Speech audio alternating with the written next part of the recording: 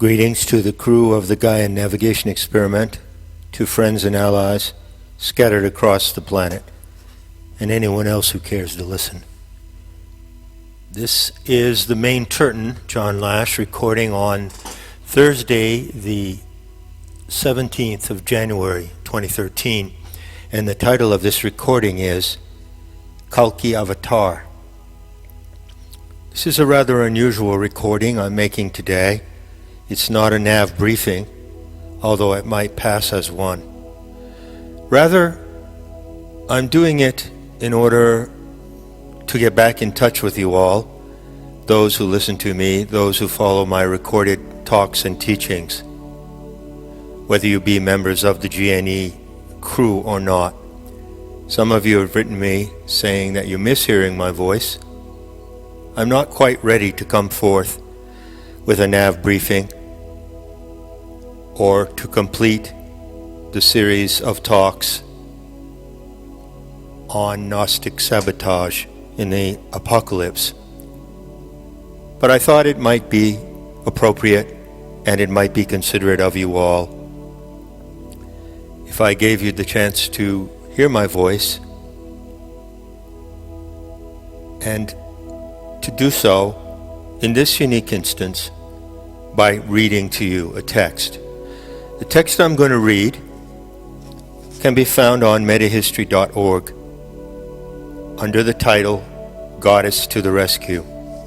And this text was written and posted on the 5th of March 2012. I think it's almost the last thing, or perhaps the last thing, that I had written on metahistory.org. So the content of this recording will be my reading of the text. And if you'd like to, you can go to the site and follow the reading, because there are a number of striking illustrations posted with the article that you may want to review, or if you haven't read this article, you may want to consider those illustrations for the first time. So, here it comes. Goddess to the Rescue, with a question mark. The Kalki Avatar in Sophianic Perspective. The opening citation is from Nietzsche, from Thus Spake Zarathustra, written in 1885. Quote, "Untroubled, scornful, outrageous. This is how wisdom wants us to be. She is a woman who never loves anyone but a warrior." End quote. Hindu myth, recorded in the Puranas and elsewhere, describes an immense cosmic scenario of the dreaming god, Vishnu. It is said that Vishnu, the cosmic dreamer, appears on 10 occasions in his own dream, which is life as we know it. These are the 10 avatars or incarnations of Vishnu. The image shows Vishnu dreaming beneath the hood of the many-headed serpent of eternity, Ananta. Aeons may be regarded as massive torrents of living plasma, organic light, capable of observing the cosmic environment. The serpents overlooking the dreamer may represent the attendants of the entire pleromic company, witnesses to the dream scenario underway. The eyes of the Ananta snakes are open, that is, observing, witnessing, while Vishnu's eyes are closed, that is to say, dreaming, emanating.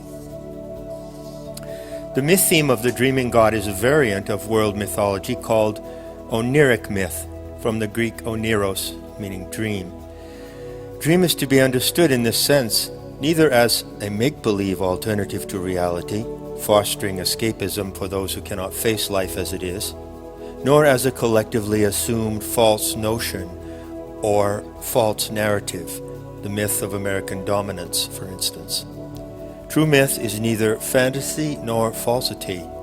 When it is genuine, myth presents a testable description of actions and events that transpire beyond the scale of human perception.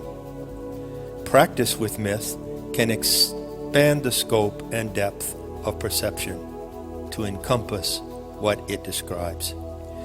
In the Gnostic method consistent with the Sophianic vision story, Myth is the narrative that engages human awareness with the immense imaginative projections of the divine, to the point of interactivity with the very source of life, mind, and matter. Maya is not illusion, as is widely presumed, but the actual materialization of an imagined world, e.g., the dreaming of Vishnu. In visionary practice with myth, we awaken to reality as lucid dreamers. Doing so, we realize that we are characters living in a real-life 4D movie sustained by immanent divinity. In this perspective, human beings are not merely biological creatures produced by a supposed creator God. We are biological creatures, real-life animals for sure, and that is no illusion. Additional to that, we are flesh and blood characters acting in a living dream, capable of direct interaction with the source of that dream. In the particular Gnostic variant of Asian Oniric myth, the cosmic dreamer of the human world on the planet Earth is the Aeon Sophia, and she is herself the immanent divinity embodied in this planet. She is the source and setting for our life, and her story is the framework for direction of life, proving or providing a transpersonal aim for each and every single human individual. In the mysteries, the Teleste taught the 3 S's: source, setting, story. Intervention scenario. The Sophianic vision story of the mysteries is a paramount creation myth of unique and exceptional features. It is the sole version of Oniric myth that enables individual members of the imaginatively gifted human species to engage directly with the origin of our species and of the earth itself. Sophianic myth is the only narrative in the entire inventory of world mythology that roots human NLP to the immediate cosmic source of life, mind, and sensation. Sophia, whose name means wisdom, is that source. In Gnostic cosmology, a divinity of the cosmic level of Sophia, originating from the core of the Milky Way galaxy, is called an Aeon, generator. Her honorific title is the Aeon Sophia. Generically speaking, she is the wisdom goddess. In familiar terms, Pam, the planetary animal mother. And in ritual address, Vivi, flirtatious lightning. Every feature and plot detail of her story is vivid, palpable, and veracious, and all of it can be proven by the test of experience, including correlations to hard science, given that hard science can really say anything correct about the natural world. Wisdom loves the warrior, because it is through the warrior that the Aeon Sophia recovers her original purpose and re-engages the pleroma, the galactic center from which she emerged. She does so in an intervention scenario of the kind prefigured in the 10 avatars of Vishnu. In other words, the Aeon Sophia eventually comes to appear and act in the dream she is dreaming. But due to the particular and anomalous conditions of her cosmological adventure outside the pleromic core, the opportunity of the wisdom goddess to manifest in her own dream is hampered by special conditions that enmesh her deeply with humanity, her pet species, and bind her into undue preoccupation with the human world. The precise elucidation of these conditions belongs to the ongoing practice of the GNE, the Gaian Navigation Experiment. The challenge Sophia faces right now, namely, to effectuate her awakening in the lucid dream and assume self-navigation by her own power, freed of blind capture by the celestial mechanics of the solar system, can be understood by taking the 10 avatars of Vishnu as a prompt, a narrative cue to her situation. She is not Vishnu, and no literal equation of cosmic agencies applies here. But something more fascinating is in play. Consider this plot line. The Sophianic vision story recounts events in the galactic center, Pleroma, prior to the emergence of humanity on Earth, and even prior to the existence of the Earth itself.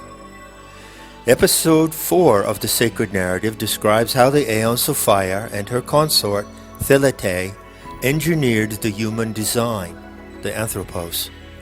Once the phenome of this seminal plasm was calibrated with specific properties, the entire company of pleromic aeons projected it outward and embedded it in the nuclear cloud M42, the Orion Nebula.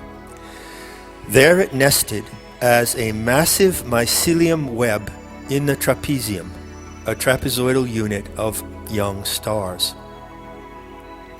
As the aeons observed, filaments of the mycelium weave of the anthropic phenome spread out in fine plasma-sheathed tentacles called linga sharira, long sheaths.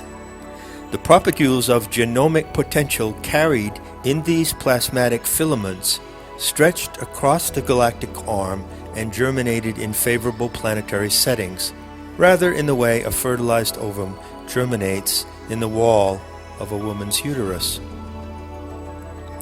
Included here is a lovely photo of filamentary plasma exuding from the Cygnus Loop Nebula.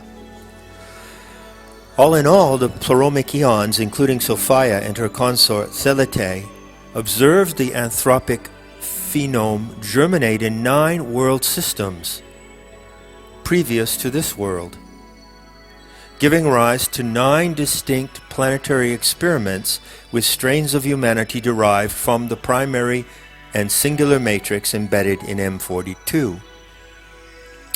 To their alarm, each of these experiments went badly wrong and ended catastrophically, without allowing the human strain in each case to develop to its full potential, as defined by the 7-fold calibration of the human endowment set by Sophia and Thelete.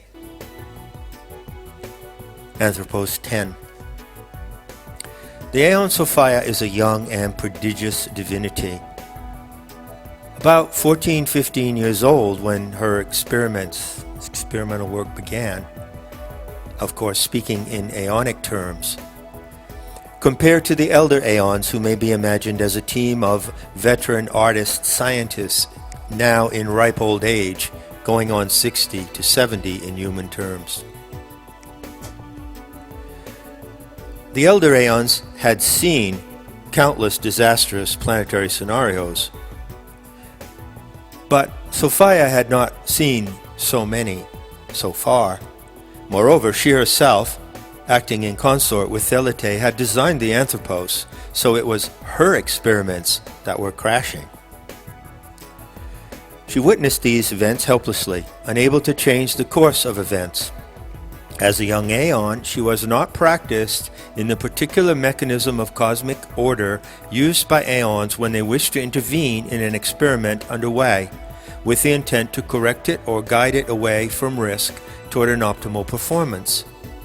Yet she knew of this practice of intervention, and perhaps had seen it demonstrated. As she considered the 9 experiments with the Anthropos that went wrong, the Aeon Sophia engaged in an arduous process. She hypothetically inserted herself into each planetary setting and scenario, picturing how she would have set it on the right course had she actually been able to intervene in medias res. But she was not really able to rescue these 9 preceding experiments due to her immaturity and lack of experience in aeonic projections, setting up planetary experiments with the germinal plasm of sentient organisms. She could only rehearse the interventions that she wished to have performed in those 9 experiments in order to divert them from a catastrophic ending. These exercises were rehearsals of events in the past that she could not revisit or replay, something like wishful thinking in retrospect. After making this review of the 9 experiments, however, Sophia began to ponder a 10th propagation of the Anthropos in a planetary laboratory, a scenario that might arise in the future. Doing so, the Aeon applied all her passion, enthemesis, and her divine intention, enoia, toward a future scenario in which she could really intervene were the anthropic experiment to go badly off course as it had done in the 9 previous instances which she witnessed in real time. The future strain of humanity she pictured in this intervention scenario could be designated Anthropos 10. The illustration shows bacteria cultured in a petri dish, by analogy to life forms arising in a biosphere provided by a planetary body or a planetary laboratory setting. The 9 hypothetical interventions of the Aeon Sophia are like the 9 incarnations of Vishnu, in which the dreaming god manifests in his own dream with a salvific effect. These mythical enactments are merely suggestions of massive events that transpired in the passive imagination of the planetary goddess, the Aeon Sophia, as she witnessed the disastrous outcomes of 9 anthropic experiments preceding the one currently underway on Earth. Docetic form, Nirmanakaya. According to Hindu tradition, there is a 10th future incarnation of Vishnu called Kalki. This is not a cosmic event in the past, nor is it a hypothetical intervention that Sophia might have performed. It is a momentous happening in the present historical epoch, ongoing in real time. The coming of Kalki is the palpable, terrestrially enacted intervention of the wisdom goddess in life on Earth right now. Nor did she anticipate other events that have profoundly impacted her situation, such as the arisal of the archons and the separation of the sexes. In the current situation, her intervention is complicated by the fact that when Sophia initially preconceived the intervention scenario, she did not realize that she herself, as a pleromic aeon, would embody the planetary setting where the experiment to be rescued was unfolding. Hence, the intervention to correct the experiment with Anthropos 10, that would be us, folks, now underway on Earth, cannot be achieved as she originally envisioned it in pre-terrestrial time. For the goddess to come to the rescue of the human species at the last minute in this experiment, special conditions must be provided, coming in part from humanity itself. Here, the illustration shows a typical picturing of Kalki as a warrior mounted on a white horse. The highest challenge of the seer in Gyan Tantra is to read these conditions clearly and prescribe the modifications required for the Aeon Sophia to achieve her original designs and purposes regarding intervention in the current experiment. The seer discovers what common sense would infer. The wisdom goddess has to do double duty. She must first continue her active immanent dreaming of the earth and all life that unfolds in the biosphere. Otherwise, all life on this planet, down to the molecular levels, would shrivel and collapse literally overnight. At the same time, the Aeon Sophia must effectuate the intervention scenario as a discrete agent able to move and act in her own dreaming, lucidly awake in the setting of human activity on the planet. She cannot merely descend from the galactic center in the routine manner of a pleromic avatar, literally one who descends. She cannot descend at all because she is already here. Instead, she has to break out of immersion as a massive planetary body and manifest in the real-time presence of a discrete agent, a character acting in that aspect of her dreaming that interfaces with human history. She, who upholds all creatures, has to appear as some kind of creature, an animal form or a character resembling a human being, but along the lines of a docetic body, a nirmanakaya, to apply the Buddhist term. Docetic is a Gnostic term from the Greek dokein, meaning to appear. There is then an illustration of Sangye Nyenpa Rinpoche, example of a living Tibetan master considered to be a nirmanakaya, hence regarded and treated with exceptional deference and reverence. Defined in a conventional sense, the nirmanakaya is the physical body of a Buddha manifesting in the world to teach the Dharma and bring all beings to enlightenment. For example, the historical Buddha is so considered. The nirmanakaya body is subject to sickness, old age, and death like any other living creature. More accurately, however, a nirmanakaya is an emanation body or form of magical apparition, perceived to be an ordinary physical body, but not actually so. Hence the precise meaning of a docetic form, comparable to a hologram. There follows another illustration of a female bodhisattva in the Chinese style of Kuan Yin.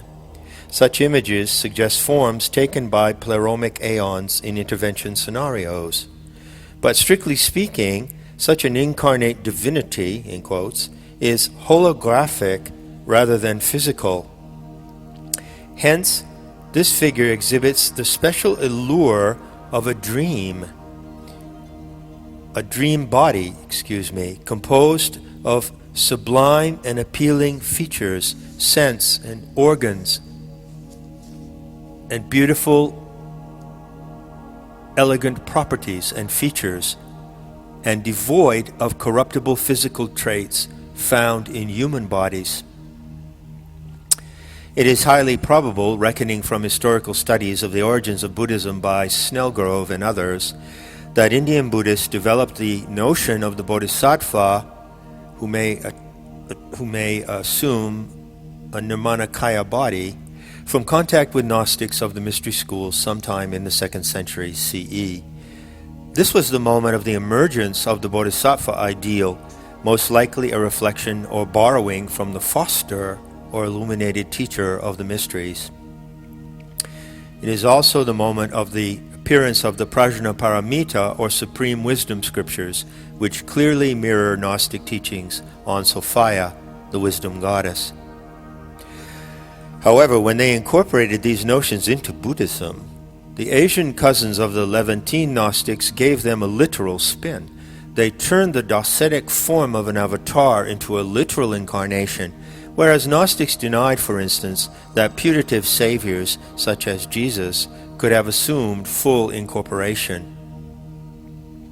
To this day, Buddhism, in its many variants, continues, as far as I know, to apply a concrete spin, that is, to reify the Bodhisattva Nirmanakaya, rather than to recognize the power of its purely docetic or apparitional nature.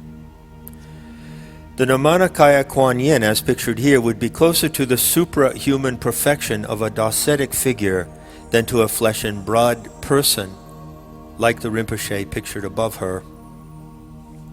Third illustration is from a ninja girl in a Japanese manga. In the archonified world of the end of Kali Yuga, images of the docetic vehicle or Nirmanakaya float up into the collective mind in caricatures slanted and colored by the filters of electronic media and IT. The illustration here shows a version of such figures as occurs in the Japanese manga, often starring a ninja girl gifted with occult powers. In computer jargon, an avatar is a fictional identity one creates on the internet. Often the human author of the avatar represents this alternative identity by a cartoon or CGI, a computer-generated image.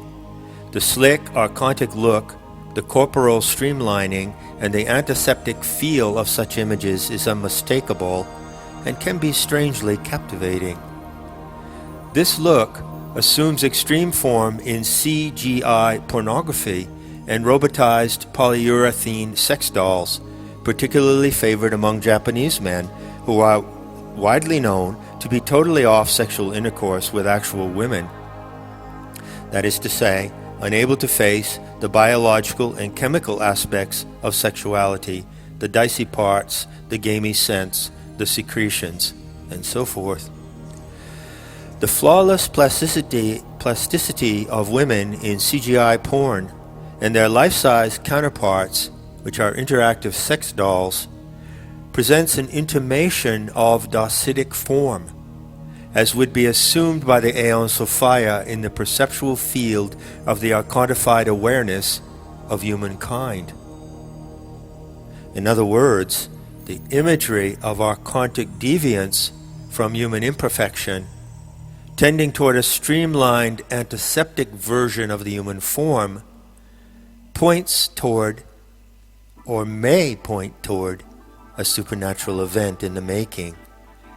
It may be that the sleek, iconic imagery of Japanese mangas prefigures in some way the appearance that the wisdom goddess would assume as Kalki, i.e., the anatomically streamlined female ninja warrior. Time out here for a second while I add a verbal note to the text. Be clear and be especially mindful of what I'm saying here. I'm saying that it may be that the agent of intervention, the Kalki Avatar, which is Sophia herself appearing in her lucid dream, it may be that it assumes this form, which actually is an archontified form, an anatomically streamlined, antiseptic replica of a human form. But why would the Aeon Sophia choose, if she is able to produce and manifest this intervention in its Docetic form, why would she choose to represent it in this manner, perhaps indistinguishable from an archontic form? Why would she, as it were, adopt the style of the archons for her avataric presence? I'll leave you with that question, and if I can remember what I'm doing for the next 20 minutes, I'll come back to it at the end of this reading. To continue, duplex orchestration. Above, we noted that Sophia has to do two things at once if she is to intervene in the divine experiment now underway. In the jargon of Gaian eco-sorcery, this exceptionally demanding feat of double duty, working back and forth from tonal to nahual, is called duplex orchestration. Normally, a nahual who enters the supernatural returns with magical knowledge and power, or tools or secrets or cues, which he or she then applies to the ordinary world, the tonal, doing so by teaching or transmitting, or by using a set of occult strategies or symbolic dramatic enactments called orchestrations of fate. In this process, the sorcerer deploys the imaginative power of the supernatural in the situations of ordinary life.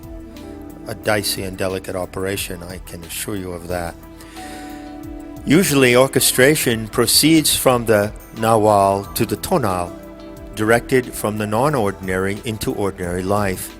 Thus, the nahwal of Gaian sorcery impacts ordinary life with the powers and intentions and schemes drawn from the supernatural, especially from the realm of the cosmic Shakti, the divine feminine. Gaian tantric magic with the Shakti cluster is a practice of orchestrating fate in this manner. But a shaman sorcerer can also perform this impacting technique in the other direction, taking orchestration from the ordinary into the non-ordinary, from the tonal into the nahwal. To do both simultaneously is duplex orchestration. Due to the unanticipated conditions of the Anthropos 10 experiment, now underway, for which the Aeon Sophia is herself the setting, or planetary habitat, the wisdom goddess must perform a feat of duplex orchestration, working both ways at once. But she cannot do so without a strategic degree of human participation. She can, by herself, bring the non-ordinary into the ordinary, orchestrating the nahwal into the tonal. She can pour the beauty and magic of the Shakti cluster into the atmosphere of the earth and into the collective psyche of humanity purely by the autonomous force of her will, Anoya. And that is exactly what she is doing as she establishes the initial conditions of correction since March 2011. But she alone cannot bring the ordinary into the non-ordinary, orchestrating the tonal into the nahwal. For that she needs a strategic degree of human coordination. Understand this tricky proposition and you realize the dilemma facing the wisdom goddess in the challenge to achieve her pre-envisioned intervention at the precise moment when humanity faces maximum risk of annihilation, wiping itself out. We are currently facing that exact moment. The second Kalki. According to Hindu tradition, Kalki, which is misspelled Kali in the text, it should be Kalki. Kalki signifies the male warrior aspect of Kali, a female deity who represents the wrath of the cosmic Shakti or Divine Mother. Interesting concept here. The male warrior aspect of a female warrior impulse. The rage of the Divine Mother. You may wonder if gender matters at all in such mythic propositions or how it can signify anything of value to our understanding of these matters. May the Turton assure you that yes, it matters supremely. Recall that human cooperation in Sophia's intervention depends upon understanding the specific conditions of that event, seen in the perspective of her original preview in the pleroma before the earth existed. Due to the contrast between what she planned to do before the earth arose and what she has to do now that she herself is embodied in the earth, the original scheme for intervention has to be adapted, modified. How so? Let's say that originally Sophia envisioned herself in a typical avataric descent as she had perhaps seen demonstrated by elder pleromic aeons. She would then take on a docetic form or Nimanakaya body. She would not incarnate through the biological process of reproduction, nor occupy a body that had been born in that manner. Aeons do not incarnate in that manner. In the docetic form, she would intervene in history as a single figure, the female warrior aspect of Kali. But wait, that would be a woman. Kali is always depicted in female form. But Kalki is to be understood as male, a figure of the masculine gender of our species. So what's up? At this point, it helps enormously to review the Andromedan version of the Greco-Latin myth of Perseus and Andromeda. In the classical earthbound version of that myth, the male warrior Perseus name meaning the one who destroys, rescues the chained woman Andromeda. Here the intervening hero is clearly male, the subject to be rescued female. But that is a patriarchal spin, we might suppose, on the version of the myth preserved for us in another form in the contemplation of our Andromedan doubles, the control group of this, our current terrestrial experiment. In Andromedan eyes, Perseus becomes Kali, the female warrior form of Sophia, while Andromeda represents humanity itself.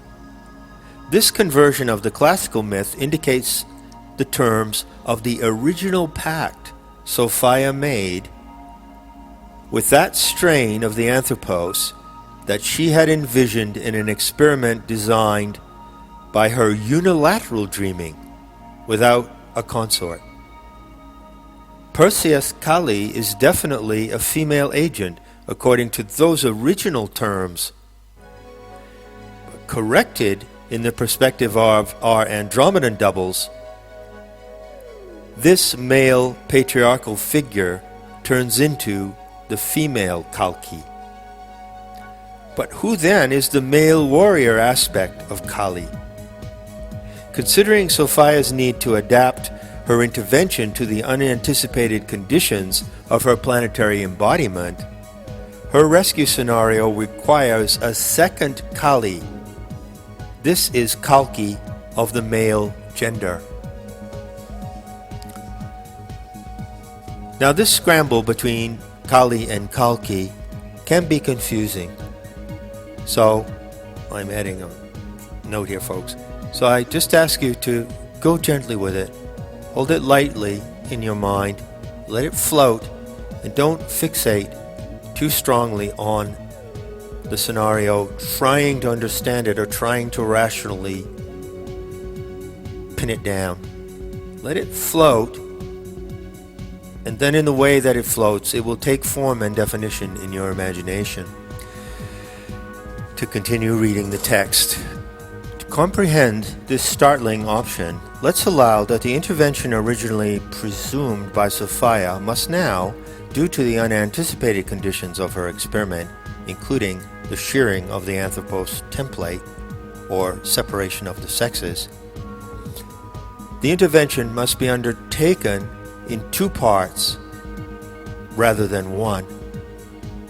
Compare the current rescue scenario to that kind of glue that comes in two vials and only works when the chemicals in each vial are combined. The female Perseus Kali agent of intervention can act alone, for sure, but it cannot achieve its goal on its own. It requires a counterpart, a male warrior ally. This is the second Kalki. Sophia herself provides the originally intended figure of intervention, that is, an Amanakaya or docetic vehicle. By this strategy she can orchestrate from the Nahual into the Tonal.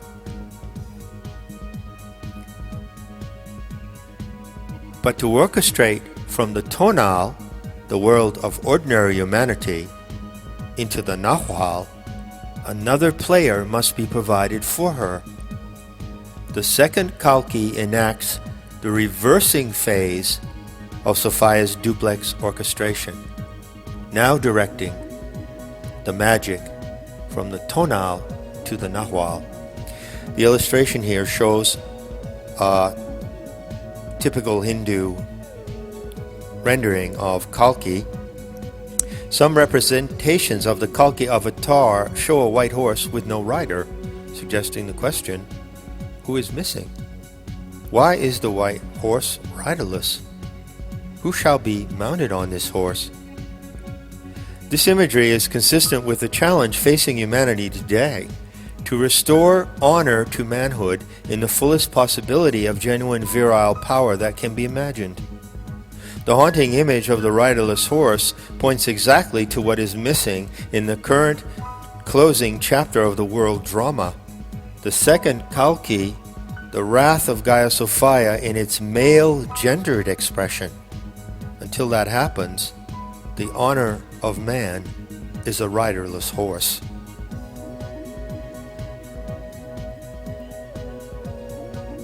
There is a subtle but all-important shift of strategy entailed here. Dreaming from the pleroma, Sophia pictured herself as Kalki, yes, but as a female-gendered agent of avataric potency. In the actuality of this historical moment, Sophia can manifest as that Kalki of her original dreaming. Sure, but to achieve her original aim, she requires the seconding of another power, the male Kalika warrior, the second Kalki. In other words, Vivi herself is Kali Kalki of the female gender, seconded and assisted by a Kalika warrior of male gender. The presence and cooperation of the second Kalki, embodied in the male warrior, is the unique adaptation that the goddess requires to achieve her intervention. Next is an illustration of the Andromeda constellation linked to the Great Square of Pegasus. According to some interpretations, the white horse of Pegasus can be identified with the Kalki Avatar. It leaps from the head star of Andromeda, Alpheretz, which locates a corner of the Great Square of Pegasus, which may be called the Portal of Wonder. To add another little note here, I notice as I'm reading through this text in the last couple of pages that I had written Kali where I ought to have written Kalki. I'm not talking about the second Kali, although it is the second Kali, but I'm really talking about the second Kalki, the male Kalki. And so I will forthwith make those corrections in this text, and they will be represented accurately by the time this recording is uploaded on Gaiaspora. To continue, we come to the section headed Guarding Manhood. So who exactly is the second Kalki, the male warrior aspect of Kali? Be assured that this is most certainly not a single person, a single human male hero, a single man living on Earth. How do I know that fact with such certainty? Because the identity of the second Kalki can be derived from the clue contained in the mysterious name, Andromeda. To the bafflement of scholars and mythologists, the Greek name Andromeda means the one who guards the man or guards manhood. The Greek word andros means man, the masculine gender, contrasted to anthropos, humanity, which comprises both genders. And of course the Greek word for woman is gyne. Now it is extremely odd that Andromeda, the female victim, in quotes, to be rescued by Perseus, is called by a name meaning the one who guards manhood. In that name looms a huge question. Well, who does guard manhood? What on earth does it mean to guard manhood, anyway? Consider the granular detail of this myth, with particular attention to the gender roles, of extreme importance, I must emphasize, and hold clearly to the Andromedan version, and the riddle unravels. The female warrior, Kali, intervenes to rescue the one who guards manhood, but to do so, she needs the assistance of a male warrior counterpart. Recalling that the one who guards manhood is humanity itself, do you now see the decisive twist in this plot? The decisive feat of strategy. For humankind, for human species, the human species of Anthropos 10, to be rescued by Sophia's intervention, Sophia as Kali must pair with a male warrior who is guarded by the very people to be rescued. In some manner, those people in the world today who quote, guard manhood, allow the male warrior counterpart, the second Kalki, to enact the crucial role of seconding Sophia in her modified rescue scenario. Run this plot in your mind a few times, and if you can get the hang of it, you will glimpse the terms of the fully modified intervention scenario as it might now be held in contemplation of our Andromedan doubles. The illustration in the text subtitled Honor Returning shows a modern portrait of a Lakota warrior from a beautiful site, Spirit of the Lake People. For our cooperation in Sophia's intervention, directing the tonal into the Nahual, a lot depends on how we understand the identity of Andromeda, the one who guards manhood. But wait, Andromeda is humanity itself. Well, yes, but not exactly. To be more precise, Andromeda is that part of humanity that guards manhood. In other words, the part that honors honor, that keeps manhood alive, and recognizes the true nature of virility and protects it from extinction. Manhood is the seat of honor, and honor allows for the noble use of violent force in the cause of life, freedom, and beauty. If manhood is lost, humanity itself is lost from that particular side of our mortal equation, from the side of the male gender. So let me add this note for further clarification of this most important proposition.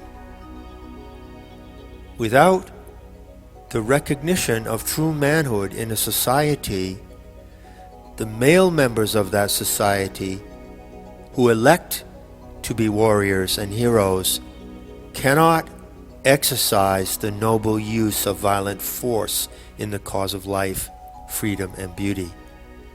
Therefore, those members of society who give the warrior that recognition and thereby support his use of violent force in a sacred manner are those who guard humanity, those who guard the manhood of our species.